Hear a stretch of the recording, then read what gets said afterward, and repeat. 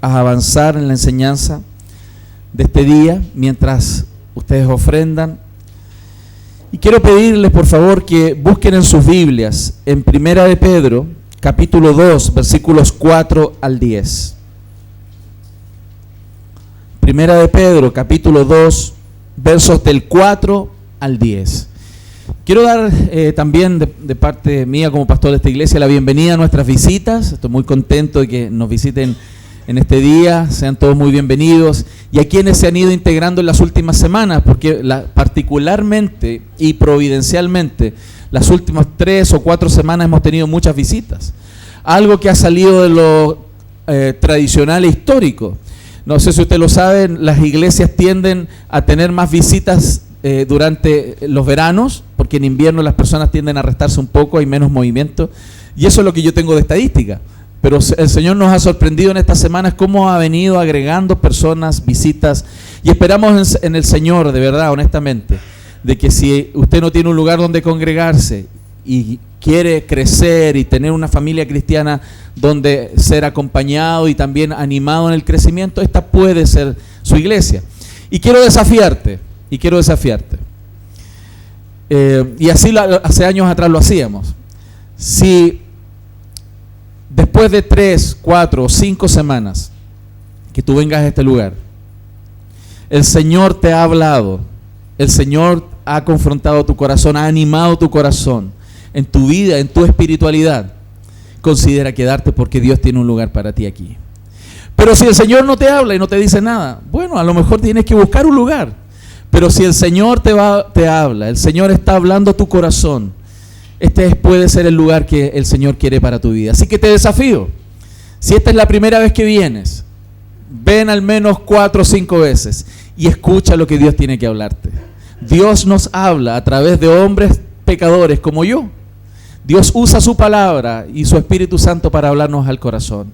Así que si este es el lugar para ti, escucha y pon mucha atención de lo que Dios te va a hablar. Amén. Bueno, vamos a leer la palabra en el nombre de Jesús. Dice así: acercándoos a Él, piedra viva, desechada ciertamente por los hombres, mas para Dios escogida y preciosa. Vosotros también, como piedras vivas, sed edificados como casa espiritual y sacerdocio santo, para ofrecer sacrificios espirituales aceptables a Dios por medio de Jesucristo. Por lo cual también contiene la Escritura: he aquí pongo en Sión la principal piedra del ángulo, escogida, preciosa, y el que creyere en él no será avergonzado. Para vosotros pues, los que creéis, él es precioso. Pero para los que no creen, la piedra que los edificadores desecharon ha venido a ser cabeza del ángulo, y piedra de tropiezo y roca que hace caer, porque tropiezan en la palabra, siendo desobedientes, a lo cual también fueron también destinados. Mas vosotros sois linaje escogido, real sacerdocio, nación santa, pueblo adquirido por Dios, para que anunciéis las virtudes de aquel que os llamó de las tinieblas a su luz admirable. Vosotros que en otro tiempo no erais pueblo, pero que ahora sois pueblo de Dios, que en otro tiempo no habíais alcanzado misericordia, pero ahora habéis alcanzado misericordia. Esta es la palabra del Señor. Hermanos, este día quiero concluir el tercer sermón, la tercera enseñanza de esta miniserie que partimos y la hemos titulado Avancemos. ¿Y por qué esta serie? Porque como estamos con el desafío de la plantación, tenemos un gran desafío. Era necesario refrescar algunas verdades importantes del cristianismo y de lo que es la vida de la iglesia para el desafío que como iglesia saliente e iglesia que queda acá en la Florida tenemos. Nosotros hemos estado en una serie de Santiago, estudiando la carta a Santiago, y vamos a continuar a partir de la semana subsiguiente. Pero quise interrumpir la serie justamente para refrescar estas ideas. La primera de ellas fue que cuando una iglesia existe, una iglesia local como esta u otras que hay en nuestro país y en el mundo, la iglesia tiene algunas prioridades. Y la prioridad de la iglesia de Cristo siempre ha sido predicar el evangelio. Por supuesto, la iglesia tiene razones sociales, la iglesia tiene razones familiares, tiene razones respecto de entrenar a las personas en administración financiera. Se puede enseñar muchas cosas porque la Biblia está llena de muy buenos principios y enseñanzas. Pero la principal razón por la cual la iglesia existe y debe centrar su principal actividad es la predicación del evangelio para la salvación y redención de aquellas personas que Dios tiene en su corazón para vida eterna. Por eso, y en ese sentido, el primer sermón fue cómo la iglesia debe predicar y qué tiene que predicar. Y ahí hablamos del evangelio puro, las verdades de Dios. Y que el que las personas rechacen el evangelio no debiera atemorizarnos. Porque la Biblia nos mostraba en el primer sermón que hay personas que van a escuchar el mensaje y lo van a rechazar. Y como decía el texto, el mismo mensaje es olor de vida para vida de algunos. Y el mismo mensaje es olor de muerte para muerte de ellos. Y eso es una verdad dolorosa, triste, que nos confronta muy duramente, pero es el mandato de Dios, va a ser así. Y de la misma manera, nosotros avanzamos confiando en el poder de Dios, en que esa palabra tiene el poder de transformación del corazón de la gente. ¿Cuál es el respaldo que tiene una iglesia para seguir haciendo lo que debe hacer? Es que hayan vidas transformadas. Cuando nosotros predicamos la palabra y nada pasa, hay un problema, el mensaje está mal dado. Quizás falta oración, quizás no estamos expresando bien el mensaje, estamos poniendo énfasis en cosas que no corresponden, pero cuando predicamos el evangelio, el poder de Dios para salvación, las vidas cambian.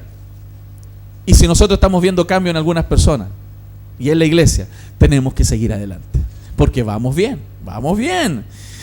Y por lo tanto, el evangelio puro, la verdad de Dios es lo que tenemos que predicar. Que la salvación no es por obras, la salvación no es por nuestras cualidades, la salvación es solamente por la gracia de Cristo a través de la cruz del evangelio. Y la semana pasada también traté un segundo tema. La semana pasada hablé que predicando el evangelio y sosteniéndonos en esa verdad, necesitamos entender que al interior de las congregaciones hay una cierta dinámica que se tiene que dar. Dios ha puesto pastores y Dios ha puesto, por supuesto, ya ha edificado y ha construido su cuerpo, la iglesia de Cristo. Pero los pastores tienen un rol y la iglesia también los tiene. Y la interacción correcta, cuando esta dinámica de trabajo, como decía 2 de Tesalonicenses, cuando la iglesia comprende que los pastores tienen un rol, que trabajan principalmente en dos sentidos. Los pastores tenemos dos ejes principales. Uno de ellos es la dirección de la iglesia y la segunda es la amonestación o la enseñanza o la confrontación, es poner la verdad de Dios en la mente de las personas, mientras damos las directrices hacia donde caminamos como iglesia. Ese es el principal trabajo. ¿Y cuál es la necesidad que tiene? Más bien la demanda que tiene la iglesia, como lo estudiamos la semana pasada, es que tiene que responder, tiene que reconocer aquel trabajo que hace el pastor en dirigir y amonestar por medio de la palabra, pero con amor y estima. Entonces, la semana pasada vimos cómo es necesario que al interior, en la dinámica de nuestra iglesia, de esta iglesia, como también de la iglesia naciente, y así debiera ser en toda iglesia de Cristo, los pastores tienen que trabajar mucho en su rol y la iglesia también tiene que trabajar mucho en su rol. Como lo dije la semana pasada y bien gráficamente, las batallas, las grandes batallas de la historia no se ganan con puros generales. Las batallas en la historia se requieren buenos generales y muy buenos soldados. Si usted quiere que esta iglesia avance, no solo requiere buenos pastores, sino también buenos hermanos que sirvan y hagan lo que Dios dice. Y nuestro rol como pastores, mi rol como pastor en esta iglesia local, es dirigir la iglesia por medio de la palabra, no por medio de mis gustos. Y además amonestar, enseñar, entrenar en la palabra de Dios para que todos nos vayamos alineando a lo que Dios quiere. Es un tremendo desafío. Hermanos, no es fácil. Quienes lideran lo entienden bien Y quienes son padres de familia también lo entienden. No es fácil ser un padre de familia, ¿no? Es un gran desafío, pero qué hermoso desafío. Qué precioso desafío cuando vamos viendo el fruto de lo que Dios va haciendo a través de esto. Por años, hermanos, por años me ha tocado observar grandes victorias de algunos y también grandes derrotas, grandes aciertos y grandes errores. Personas que han amado a Dios y personas que se han alejado de Dios. Personas que han obedecido y otras que han desobedecido. Algunas que han sido muy bendecidos y algunos que han sido disciplinados por Dios. Ese vaivén en lo que uno observa es tan desafiante, a veces atemorizante, pero también tan desafiante. Tan hermoso cuando también uno logra ver que la gente, los hermanos, nuestros hermanos, los que tengo al lado, los que tengo hoy al lado mío, sentados junto a mí, reciben la gracia del Señor y son edificados. Eso es precioso, hermano. Pero también tengo que decir, y por eso el texto de hoy, que la iglesia no es aún lo que debe ser. Todos nosotros estamos creciendo.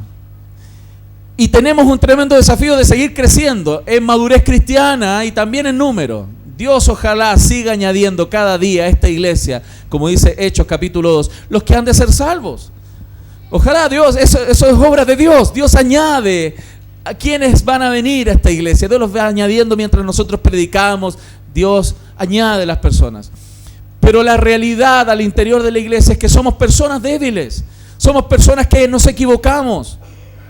Y esto es importante entenderlo, porque el texto que acabamos de ver nos da algunas verdades importantes que hoy día quiero refrescar para comprender que tenemos que amar nuestra iglesia, amar la iglesia de Cristo, amarla, aunque aún no es lo que debe ser. Y eso es bueno. ¿Saben por qué? ¿Por qué lo digo? Porque la iglesia tiene que ser amada por varias razones. Primero, porque la iglesia está unida con Cristo. La iglesia y Cristo son una pura cosa. La Biblia describe que es una sola entidad. ¿Y por qué doy esta verdad? ¿Por qué motivo? Porque cuando uno va pasando los años en el cristianismo, se da cuenta que muchas personas pasan de una iglesia a otra. Uno ve, los que estudian eclesiología y tienen estadísticas de todo lo que pasa en la iglesia en el mundo, hablan de que hay un 20% de una congregación que se le llama cristianos golondrina. Usted conoce las golondrinas, ¿no? Que vuelan en el atardecer y pasan volando de un lado para otro. ¿Por qué se les denomina cristianos golondrinas? Porque estadísticamente, no quiere decir que en cada iglesia el 20%, es un promedio.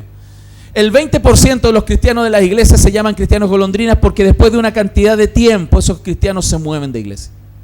Y eso es más o menos típico. Eso es más o menos típico. Muchos incluso hoy ni siquiera se congregan en esa iglesia. Quizás tú conoces a alguien, tú conoces a un hermano, un amigo, un familiar que alguna vez fue a la iglesia, pero hoy día ya no se congrega. O también algunos ya no tienen tantas ganas de congregarse. Hoy día hay una realidad bien singular. Hay personas que pasan de iglesia en iglesia, hay personas que no se congregan ya en las iglesias y hay personas que están un poco desencantadas con la iglesia. Como que ya no me gusta mucho ir a la iglesia. ¿Para qué? La iglesia, hermano, la iglesia es un organismo vivo que está en desarrollo. Todas las iglesias les pasa lo mismo. Y es triste también que hoy día han aumentado los que se conocen como cristianos descarriados. ¿Ha escuchado ese término, no? Está descarriado. Algunos decían está descarrilado, decían por ahí. Está descarriado. Y cuando uno conversa con personas que no se están congregando o personas que están desencantadas con la iglesia y le pregunta a las personas, cuando tú conversas con ellos y le empiezas a preguntar qué pasa, por qué, todos ellos en general comienzan a manifestar algún grado de frustración, algún grado de tristeza. Están frustrados por algo que pasó, por algo que vivieron, están tristes, hay un cierto dejo de lamento por lo vivido y de alguna manera construyen un argumento para decir y por eso yo no voy a la iglesia. ¿Lo han escuchado por ahí? Ok. Por eso esta mañana y basado en el texto de Pedro, quiero que comencemos a mirar la iglesia de la manera como Dios la ve. Porque si nosotros no miramos la iglesia, lo que somos, nosotros somos la iglesia, no el templo. Si no miramos lo que es la iglesia con los lentes de Dios, cómo Él la ve, nuestro afecto, nuestro aprecio por la iglesia, nuestra cercanía, nuestra vinculación con la iglesia comienza a deteriorarse. Fíjense, Dios sabe cómo es la iglesia. Él nos conoce muy bien. Él no solamente ve nuestros rostros aquí, no ve solamente nuestras expresiones cuando cantamos, porque cuando cantamos aquí los domingos en la mañana, ¡ay, que nos vemos lindo, hermano! Una espiritualidad, una clase de gozo, de devoción. ¡Uy, ese hermano le faltan alas! ¿Sí o no? Si usted mira para el lado, sí, ¡uy, Dios! La gloria de Dios está aquí. Pero hermanos, Dios sabe cómo somos. Dios sabe lo que pensamos. Dios conoce nuestras motivaciones. Dios conoce nuestros enojos, nuestros argumentos egoístas. Dios nos conoce. Dios sabe cómo somos. Y Dios nos conoce aquí y donde estemos. Dios nos conoce cuando estamos con la puerta cerrada y solos. Dios sabe lo que pensamos cuando estamos solos frente a la internet. Dios sabe. Mas Dios no cambia en su mirada sobre la iglesia. Dios sigue amando la iglesia como es. Y por eso es importante comprenderlo. Y quiero dar un ejemplo. La unión con Cristo, la unión de Cristo y la iglesia, cuando las metáforas que dice la Biblia, que Cristo es la cabeza y la iglesia es el cuerpo, son metáforas que tratan de explicarnos la unidad que Él siente, que Él tiene con su iglesia amada por la cual Él murió. Por ejemplo, si una cabeza no estuviera unida a un cuerpo, ¿tiene sentido esa cabeza? Solo para los locos Adam. O sea, no tiene sentido, hermano. Una cabeza tiene que estar unida a un cuerpo, si no, no tiene sentido una cabeza sola por ahí. ¿Se fijan? Lo mismo, si hay un cimiento, un tremendo cimiento de hormigón armado con profundas fundaciones y armamos un tremendo cimiento espectacular y no le ponemos una casa encima, ¿para qué sirve el cimiento, hermano? Si además yo tuviera un amigo que me dice, uy, tú eres mi mejor amigo, uy, me encanta estar contigo, pero no paso a tu esposa, ¿sería un buen amigo mío?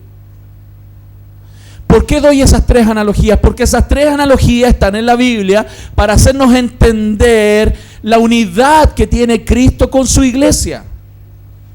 Sería ridículo que alguien me dijera, oye, me caes tan bien, tú eres mi mejor amigo, pero por favor que tu esposa no venga. Yo me sentiría profundamente ofendido porque ella es la persona que más amo en este planeta. Y si alguien quiere amarme a mí, debe amar a mi esposa, si no, no es mi amigo. Y quiero que usted lo entienda porque así piensa Cristo. Porque no tiene sentido que yo le diga a Él que lo amo a Él con todo mi corazón y no amo a la persona que más ama a Él, su novia, que se llama la iglesia de Jesucristo. A pesar de cómo es. Porque hay esposas pesadas, ¿cierto? Gracias a Dios en esta iglesia no. Es en otras iglesias. Por eso quédese aquí, no se vaya. Yo creo que esta analogía es muy buena, porque la gente cree que puede amar a Jesús sin amar la iglesia. La gente piensa eso.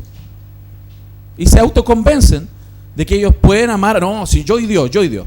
No, yo no voy a la iglesia porque yo puedo estar solito y Él y yo lo amo a Él y Él me ama a mí. Y la gente se autoconvence, heréticamente, de que pueden amarlo a Él sin amar su iglesia. Y eso es una contradicción tremenda. Contradicción tremenda.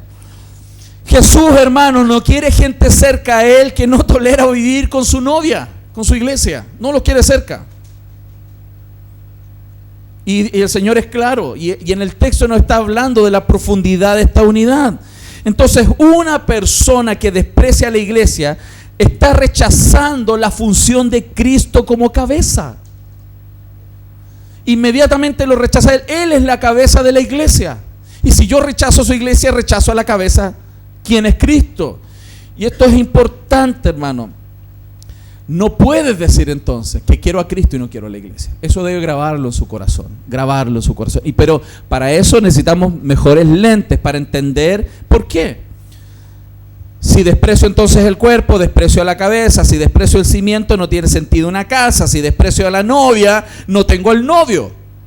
Eso es lo que el texto nos está mostrando. Y aquí entonces vemos otra implicación directa. Una persona que rechaza a la iglesia de Cristo, a su novia, a su esposa, le está robando la gloria a Cristo como Redentor. ¿Saben por qué? ¿Por qué le robamos la gloria a Cristo como el Redentor, como el que limpia, el que santifica la iglesia? Porque Dios ama esta iglesia, porque en sus manos está el transformar esta iglesia. Usted y yo no cambiamos a nadie. Tú y yo no cambiamos a las personas.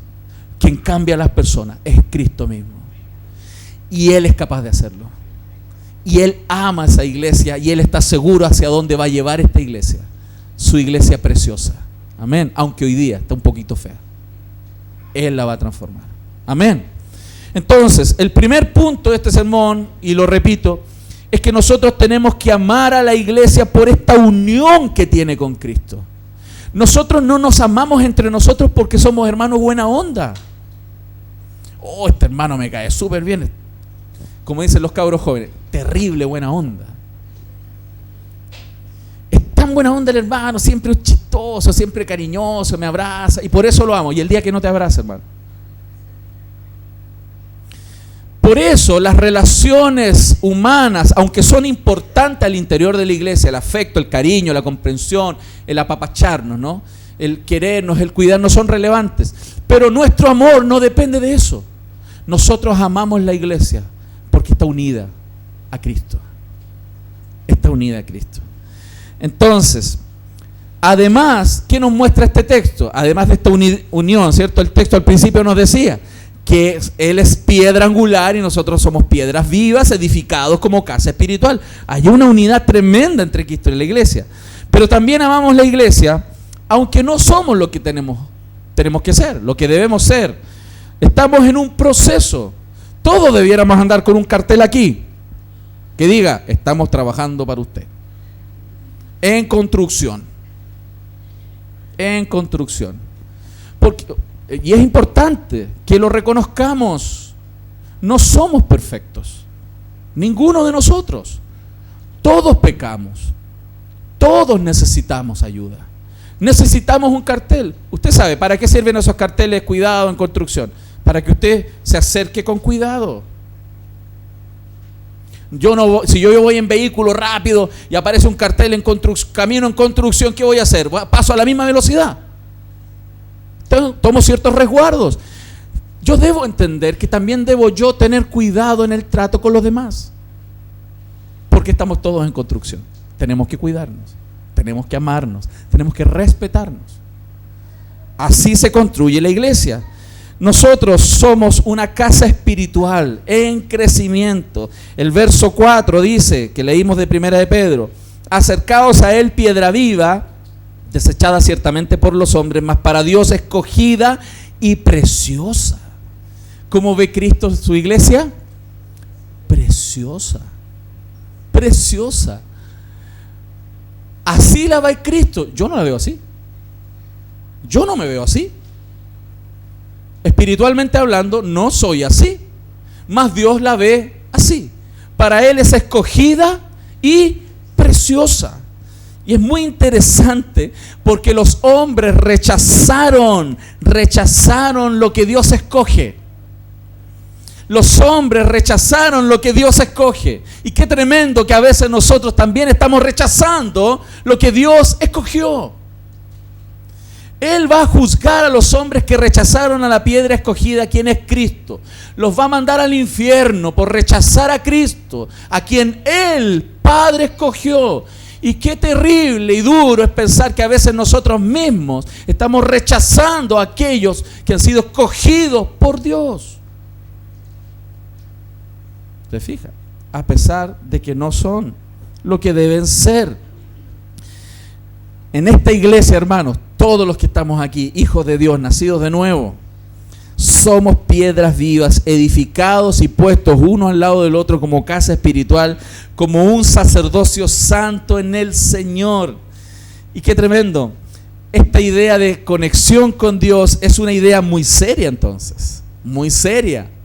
A veces uno minimiza, no, todos estamos unidos a Cristo, entendemos esa idea de manera conceptual, pero no entendemos que estar unido a Cristo significa que Él también responde frente a toda interacción que nosotros tenemos unos con otros. Si yo ofendo a mi hermano, Cristo mismo está siendo ofendido por la unión que Él tiene con Él.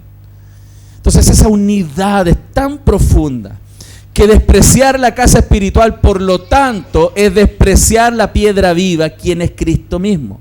Ahora, ¿cuáles son los rechazos? ¿Por qué la gente rechaza la iglesia? ¿Por qué la gente se desencanta? ¿Por qué la iglesia de repente ya no paso a los hermanos?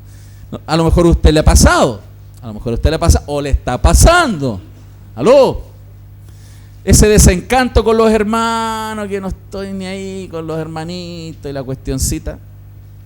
Voy a dar 4 razones que son más o menos típicas. Una es la razón misiológica. La razón misiológica son aquellas personas que están frustradas con la iglesia porque la iglesia donde ellos están ha perdido la relevancia. No estamos haciendo lo que hay que hacer, hermano. Teníamos que predicar más, hermano. Hay que salir a las calles, hermano, a predicar. Y él está frustrado porque no predican, hermano. Y empieza a alejarse de la iglesia. Él tiene una razón misiológica. No, hermano, es que la iglesia tiene que estar en los hospitales, hermano. ¿Y por qué los hermanos son tan egoístas que no van a los hospitales? Y él se empieza a frustrar. Porque él tiene una razón misiológica y dice, no, esta iglesia no está en nada, esta iglesia le falta pasión, no, o en otro sentido está un poco anticuada. No se ha puesto a la altura de los tiempos. No se ha contextualizado para llegar con el mensaje. Esas personas terminan creando movimientos alternativos, creando ministerios para eclesiásticos independientes de la iglesia, porque él tiene una motivación misiológica que él quiere avanzar y se enfoca y los demás no entienden lo que él quiere hacer. Esa es una razón por la cual la gente empieza a alejarse de las iglesias, se desencanta. Hay otra razón, segunda, que son razones personales. Las razones personales son las que piensan que tienen diferencias con los demás. No, pastor, lo que pasa es que en la iglesia evangélica hay puros hipócritas. Puros hipócritas. A mí me surge algo en la mente para decirle. Siempre hay espacio para uno más, le digo yo. Me gustaría decirle. Pero no lo digo. Siempre hay espacio para uno más. Y es tremendo, porque esas razones personales es una tendencia. Siempre tenemos la tendencia de ver peor a los demás que a nosotros mismos. Siempre somos más llanos a ver el pecado en el otro que en mí mismo. Y esa distancia tiene que ser cortada o recortada cuando nosotros empezamos más a mirarnos a nosotros mismos que a los demás. Y qué tremendo, hermano, porque Cristo no tiene esas razones personales para alejarse de la iglesia. Él tendría todo el derecho para tener y tiene buenas razones personales para alejarse de nosotros. Él sí que tiene argumentos para no estar cerca nuestro. Él tiene argumentos para mandarnos a la punta del cerro. Mas Él no se aleja de nosotros porque nos ama incansablemente. Por lo tanto, esas otras razones personales. Hay otras razones históricas, esta es más rebuscada.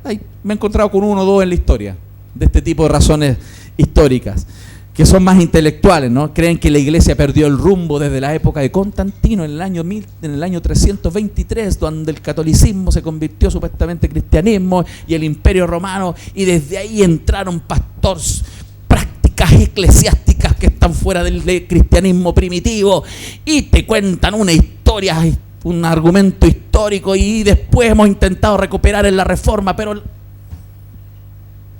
esas razones históricas, por lo tanto, ellos quieren volver al cristianismo primitivo o recuperar prácticas doctrinales de la época de la Reforma. Yo he escuchado, se los comento por si hubiera alguno aquí, no creo, pero a veces hay personas que dan una argumentación tremenda, entonces yo no estoy en la iglesia porque la iglesia no es lo que era en el origen. Y se desencantan de la iglesia. Pero también hay razones teológicas. ¿Qué razón teológica yo he escuchado? Pastor, yo ya no creo en las iglesias, en las instituciones. Las instituciones, organizaciones y jerarquías son malas, pastor, porque matan a la iglesia. Ya no creo en la institución, es solo yo y Jesús. Entonces yo voy a experimentar a Jesús de otra manera. Me voy a juntar con algunos hermanos en el Starbucks a tomarme un cafecito y ahí vamos a hablar de Jesús. Yo he escuchado eso, que ya no creen en la institución, que el modelo es yo y otros cristianos de repente orando, juntando, leyendo la Biblia, y eso es todo. Esa es una razón, y que lo importante son las personas y no las instituciones, que estas instituciones matan. Pero no están reconociendo razones bíblicas, teológicas tan importantes como el ejercicio de la predicación, la formación de los pastores, la práctica de las ordenanzas bíblicas, Santa Cena, bautismo. No están tampoco relacionados con elementos tan relevantes como la disciplina eclesiástica. Todo eso se guarda en un cajón por esa idea errada teológica, que yo y Jesús y dos más podemos hacer iglesia.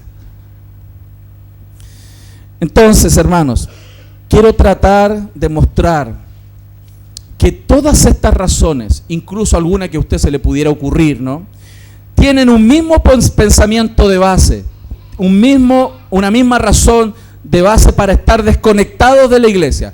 ¿Sabe cuál es la razón de base principal para estas misiológicas, morales, históricas o teológicas? Primero, todas estas razones que damos generalmente para alejarnos de la iglesia, no relacionarnos con la iglesia y apartarnos en cierta medida, es que la iglesia en algún minuto no te está sirviendo a ti o a tus intereses. Todas ellas, la misma idea transversal en todas estas razones, es que la iglesia no te sirve a ti o a tus prioridades.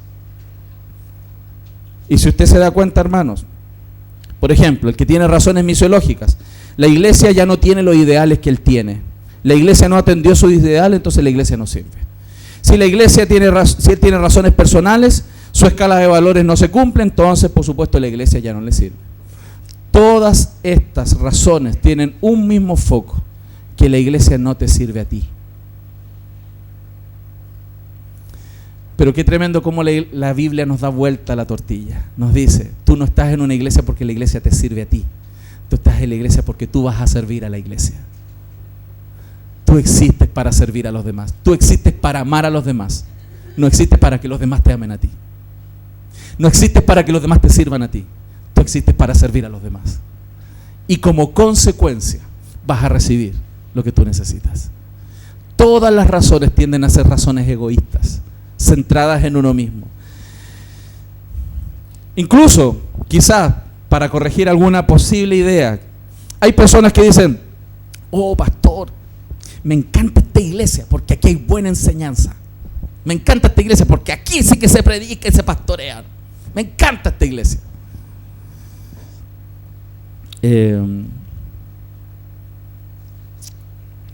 También está centrado en sí mismo.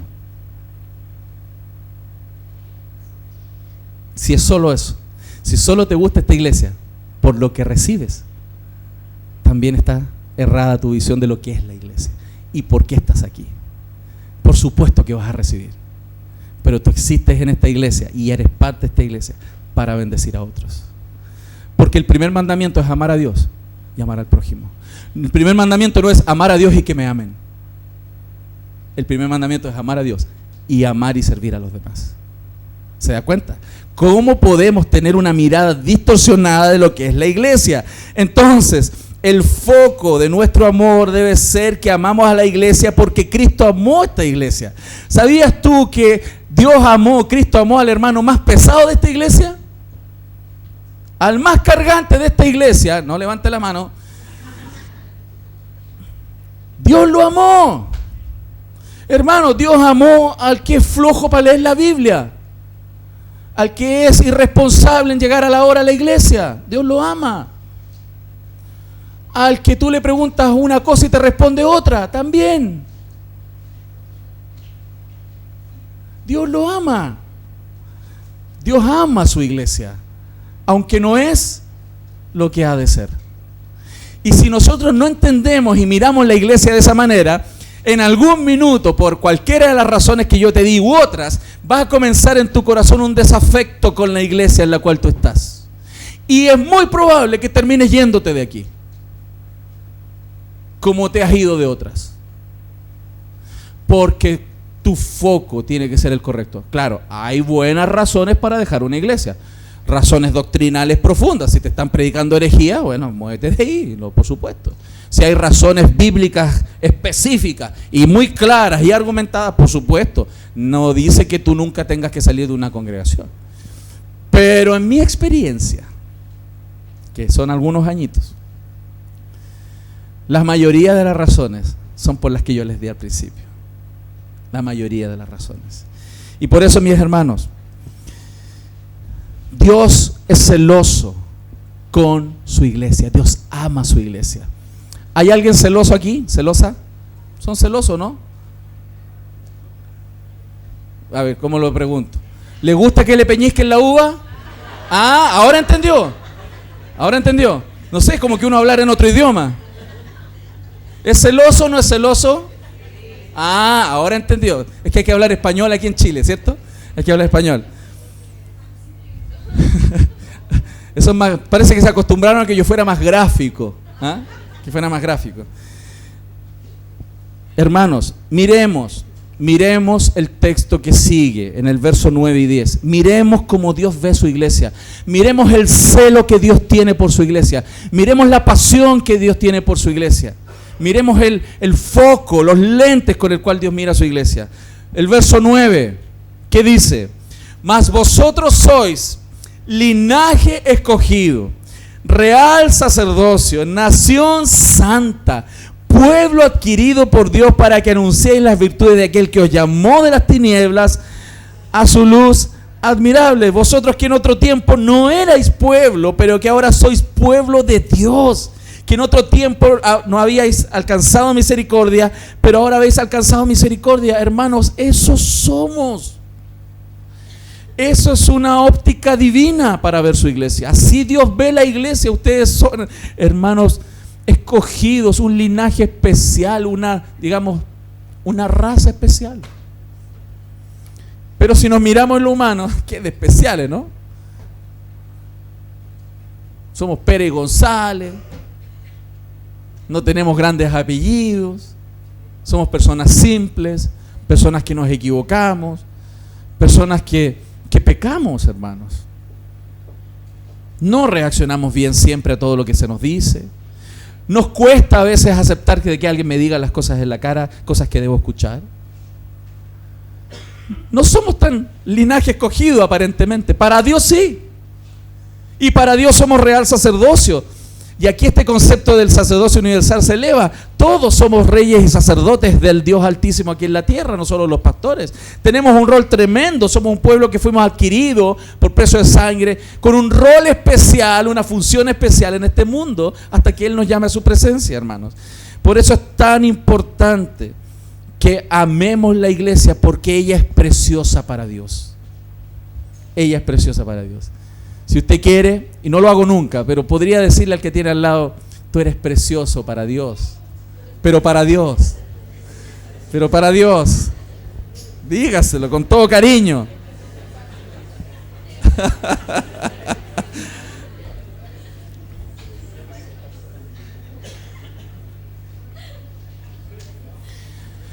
Ahora, ¿sabe por qué, hermanos? El que yo a usted le diga solamente ama a la iglesia porque Cristo amó a la iglesia, quizás no es el argumento total. El argumento total lo tiene el verso 10. ¿Sabe por qué usted debe actuar así con la iglesia? Porque en otro tiempo, tú y yo no habíamos alcanzado misericordia. Y ahora habemos alcanzado misericordia. Si el Dios de los cielos, hermanos, es misericordioso con una iglesia que Él la ve más pecadora que nosotros mismos, si Él es misericordioso conociendo nuestro propio corazón, con mayor razón nosotros tenemos que ser misericordiosos con lo que nosotros hacemos y vivimos. Y así comenzamos a amar como Dios ama su iglesia. Si Dios tuvo entonces misericordia para con la iglesia, vuelvo a repetir, yo también debo tener misericordia para con ella. Y quiero terminar ahora entonces con el último punto. El segundo entonces era amar a la iglesia, aunque no es lo que ha de ser. Entonces tenemos que amar a la iglesia por lo que hemos de ser. Y que ahí quiero ahondar en esos conceptos. La iglesia es la comunión de los santos. Hay una definición histórica y que es parte del catolicismo romano, pero que algunos reformadores lo utilizaron. Es que la iglesia es la madre de los santos. Es un concepto utilizado en el mundo católico romano y algunos reformadores también lo utilizaron de buena manera. Pero ¿cuál es el problema de identificar a la iglesia como la madre de los santos y no como la comunión de los santos? Es que la iglesia tiende a ser algo fuera de mí. La madre está allá y yo estoy acá, yo soy el hijo. Esa idea no atiende a la idea que la Biblia muestra en su contexto. Nosotros todos somos iguales. No hay alguien más arriba que nosotros, solo Dios. Somos iguales en dignidad y autoridad.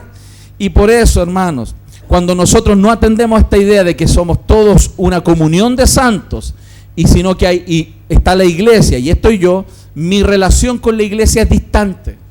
Yo debo sostener una relación continua con mis hermanos porque somos partes todos de esta iglesia. Somos la iglesia.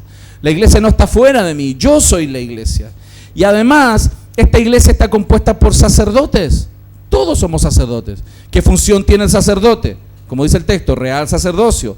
De presentar adoración al Señor, de intervenir, de intermediar entre las personas y Dios, de ayudar a las personas a llegar a Dios, de presentarnos en representación de las personas, de ayudarlos a llegar a Cristo. Y ese rol lo tenemos todos los que estamos aquí, imagínense. Además, esta idea de la iglesia visible y la iglesia invisible. Los invisibles son los que no vienen, no. La iglesia invisible y la iglesia visible. Quiero hacer esta distinción para que usted lo entienda bien. ¿A qué se refiere? Que es un concepto histórico de la iglesia. La iglesia es llamada invisible cuando se refiere a aquellos que nosotros no sabemos si son salvos o no son salvos. Ninguno de nosotros tiene certeza de quién es hijo de Dios plenamente. Solo Dios. ¿Alguien puede parecer hijo de Dios? Sí. ¿Alguien puede tener algunos síntomas de ser hijo de Dios? Sí. Pero ninguno de nosotros tiene certeza del otro, solo Dios. Esa iglesia invisible es aquella que solo Dios ve. Dios sí sabe. Dios sabe quiénes de los que están aquí son sus hijos y quiénes no. Dios quiera que no haya ninguno de esos, ¿no?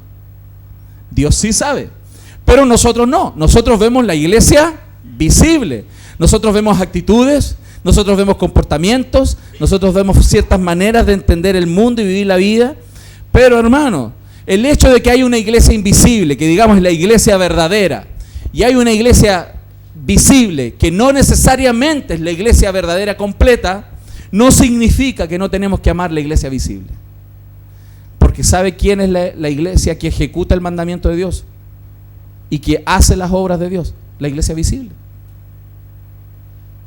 Todos los que estamos aquí servimos al Señor. Todos los que amamos a Dios vamos a hacer las cosas. Tú recibes un abrazo de la iglesia visible, no de la iglesia invisible. Nosotros tenemos que cuidar la iglesia visible, sepamos o no sepamos si son hijos de Dios plenamente o no. Eso solo sabe Dios.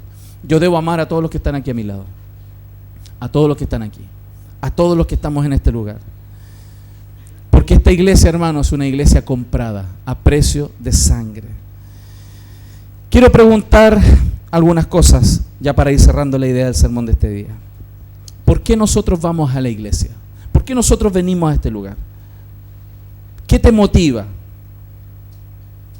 ¿Qué te motiva a estar aquí? Esas son preguntas importantes. Porque lo que debiera motivarte a estar aquí es la comunión con tus hermanos y la comunión con Dios. Hay personas que vienen a las iglesias, dicen, no, yo solamente vengo a encontrarme con Dios, no me importa la gente. Dios quiere que te importe la gente y Él, todo el tiempo. Te importan los que tienes al lado, los que tú ves. Tú no ves lo que no se puede ver, pero ves lo que se puede ver. A Dios le importa tanto que Él da descripciones de qué es la iglesia. Él dice, la iglesia es la niña de mis ojos. Trate de meterse un dedo ahí, en la niña de sus ojos. O que alguien le intente meter un dedo ahí. ¿Cierto que molesta? ¿Cierto que es terrible, desagradable, algo que detesta uno? Dios detesta cuando alguien se mete con la niña de sus ojos, con su iglesia amada. La iglesia, esta esposa, Dios la ama, aunque es una iglesia pecadora. Y es muy singular. Este es el único matrimonio que uno va a ver donde la esposa, cuando recién se casa, es fea, no tiene ni un brillo, y además de ser fea y no tiene un brillo, mientras pasan los años se va poniendo hermosa y reluciente. Todos los otros matrimonios que conocemos nosotros, todo lo inverso, ¿cierto? En cierta medida, para que no se ofendan las bellas. Pero qué singular, porque en lo humano nosotros estamos siempre más acostumbrados a apreciar ese proceso intacto de belleza y no apreciamos el proceso que Dios hace de algo horrible a algo hermoso, de algo imperfecto a algo perfecto, porque Dios es un Dios que redime las cosas y Dios es un Dios que ama eso. No ama lo perfecto, Él puede hacerlo así y hacerlo perfecto. Él ama el proceso, Él ama esa transformación, Él ama cómo vamos siendo renovados y transformados y embellecidos en la medida que nos vamos relacionando con Él y con nuestros hermanos. ¿Se da cuenta que ahora hay mejores razones para amar a la iglesia en que usted está? Usted no tiene que amar esta iglesia solo porque alguien predique y predique relativamente bien. Usted no tiene que amar la iglesia solamente porque aquí después hay un lindo culto y un buen momento espiritual para usted. Usted tiene que amar la iglesia porque Cristo la ama y porque a pesar de que somos imperfectos, Dios invariablemente va a seguir amándola. De esa manera nuestro corazón se va a mantener estable y siempre cercano a la iglesia local donde Dios te ha puesto. Amén. Entonces, el desafío final. Vamos a plantar en Peñarolén, si Dios así lo permite, porque yo no tengo comprado los próximos 10 segundos de mi vida. Si Dios lo permite, el próximo domingo a las 6 de la tarde, ahí en Cruz Almeida 1389, vamos a estar dando inicio oficial a esa plantación de iglesia. Para mí sería un privilegio que usted considerara estar en ese lugar. Que todos ustedes hicieran planes y vayamos a celebrar a esa fiesta. Va a ser una linda fiesta, vamos a cantar, un pastor amigo va a venir, va a predicar y después de eso vamos a tener un rico, lindo cóctel para celebrar juntos este nacimiento de la iglesia de Peñarolén. Y ese desafío tremendo tiene que tener estas 3 variables en el corazón. Primero, ¿qué vamos a hacer allá? Predicar el evangelio. Segundo, ¿cómo? En la buena relación y funcionamiento de pastores y líderes y miembros de la iglesia. Y tercero, amando a la iglesia, amando a las personas que Dios va añadiendo, aunque no son lo que deberán ser, perdón. ¿Y qué desafío entonces tenemos para esta iglesia? En la Florida, los que se quedan aquí, ¿cuántos se quedan aquí? Hay varios, ¿no? Los que se quedan aquí, ¿cuál es el desafío? Hermano, es el mismo. ¿Qué vamos a seguir haciendo aquí? Predicando el evangelio. ¿Cómo? En el buen funcionamiento de pastor y miembros. ¿Y cómo? Agregándole ¿qué? El amor a esta iglesia, a nuestros hermanos, aunque no son lo que han de ser. ¿Amén? ¿Cuánto le dan gracias al Señor por eso? Amén. Vamos a orar y compartir Santa Cena. Señora.